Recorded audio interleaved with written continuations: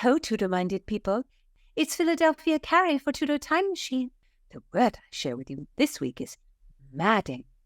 At night, when the Queen retires with only her ladies of the bedchamber for company, oh, how we maids of honour go a-madding. We make music, play cards and dice, and sing and laugh and quite lose our heads. One night, Sir William Knollys was so angry at our uproar that he came to berate us. Yet he himself was a-madding, drunk as a lord and only half-dressed. We laughed so much as he bellowed. Madding. Now, Tudor Files, what think you? If you're new here, I'm Gage. I'm Jessica. And we're here with Philadelphia Carrie for Tudor Word of the Week. Don't miss a word, and listen to the Tudor Time Machine Story Project. Jessica reads a chapter of Time's Riddle, and then my dear friends discuss the history behind the mystery. How diverting! So subscribe on YouTube and give me a like. Thank you so much for listening. We want to thank FeedSpot for naming our podcast one of the top 10 Tudor podcasts on the web. Number 2, to be exact. Tudor Files are an amazing bunch. Every one of you has the wit of Rosalind and the heart of Cordelia. Philadelphia, can you give us the spelling of madding, our word of the week? It is spelled M-A-D-D-I-N-G. Madding. And it's a 16th century word for going crazy and being frenzied. It's from the archaic use of mad, meaning not angry, but wacko, off your head, insane in the membrane. Madding was a common word in the Tudor period, but our source for this word is unusual. It's a pamphlet written in 1589, almost certainly by a woman. The pamphlet is entitled Jane Anger, Her Protection for Women, to defend them against the scandalous reports of late surfeiting lover and all other like Venerians that complain so to be overcloyed with women's kindness. They loved a long, long title in this time period. The pamphlet is a reaction to a lost work called His Surfeit of Love, and also to other literature of the time period that portrayed women as sexual objects, who were just constantly being pursued and intimidated by Venerians.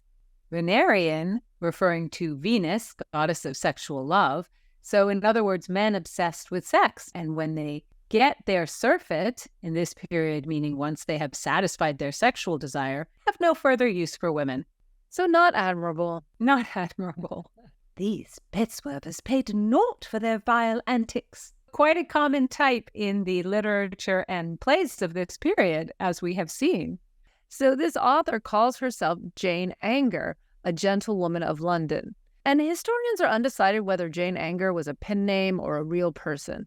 The last name might be an anglicizing of the French Anjou, or it might be a name the writer gave herself to express her emotional state.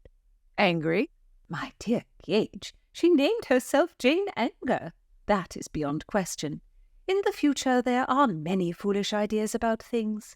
There's been speculation that Jane Anger was a man writing on behalf of women, but I have to say, I think it was a woman. I agree. Blood, you lot deny the truth. I am amazed you discovered the sun. She was indeed a woman.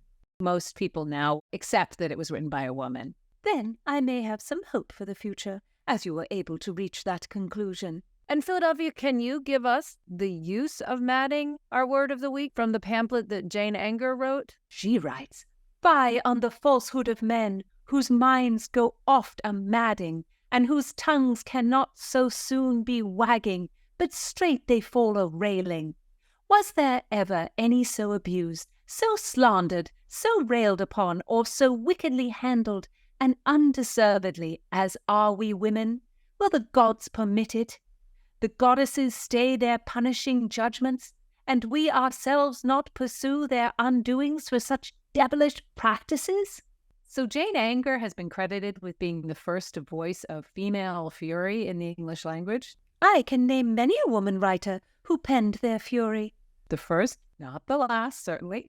And some call her the first feminist writer in English. And I do think she has a feminist standpoint, even by modern standards. She does. And the pamphlet is quite long. And Jane Anger rails not only against the constant sexualizing of women, but also against the way male writers see women as muses, but not as creative beings in themselves. Mistress Anger bewails how gentlemen misunderstand ladies. She writes, "If we women will not suffer men to smell on our smocks, they will snatch at our petticoats.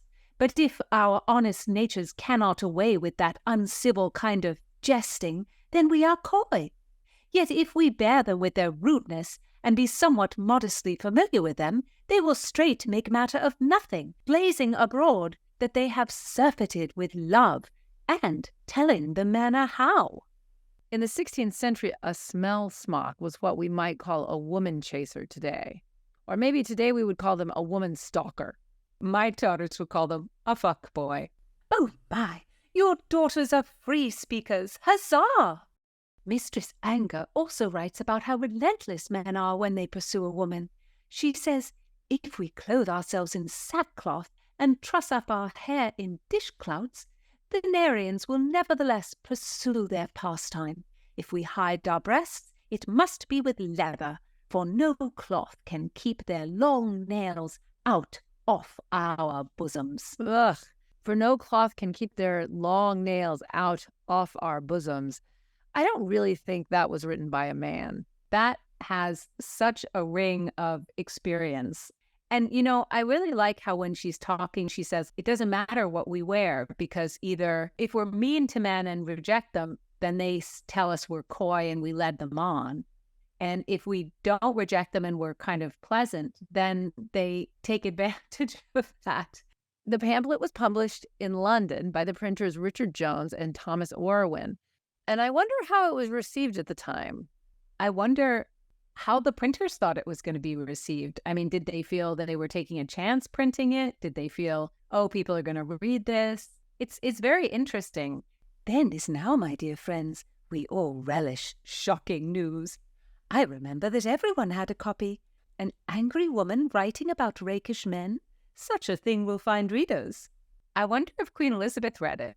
I don't know. That's an interesting question. What do you think she would have thought of it? I think she would have agreed with a lot of it.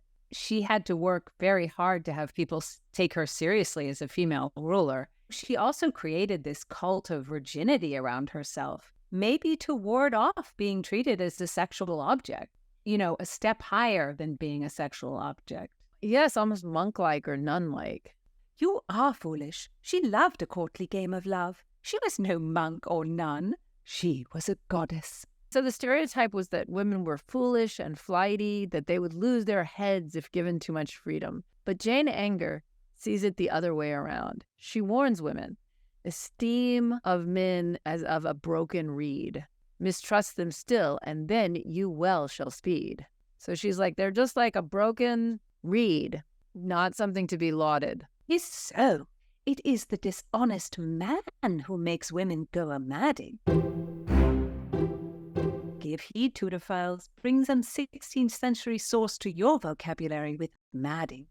Listen in next time. Don't miss a word. Subscribe on YouTube and give me a like.